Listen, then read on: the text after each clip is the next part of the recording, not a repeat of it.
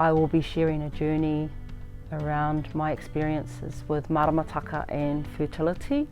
My journey in understanding myself as a wahine, as a carrier of whakapapa, started about 4 years ago.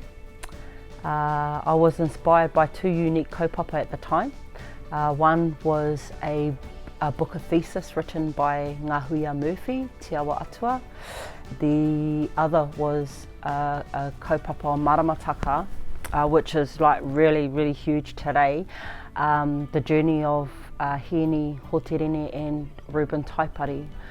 And I just felt so inspired by these two kaupapa, and I thought actually I really need to reclaim some of my own self-identity. I started with something simple like celebrating my ikura, which is, for those that are not familiar with Māori terms, is my menstrual cycle. I celebrated her, I spoke to her, and I embraced the taonga that I was gifted with to continue whakapapa. I started to align myself with Maramataka. I sat with my husband and I actually gave him a bit of a workshop on how my ikura works and how my ikura aligns with our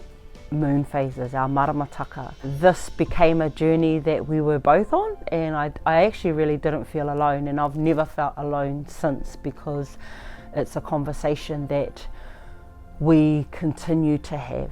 It taught me a lot about myself, and it also taught me a lot about our whenua and decolonising our way of thinking to be more in tune with our ancestral knowledge. Through us testing our theory and knowing and trusting in our ancestral knowledge, we did conceive our first daughter, Torika.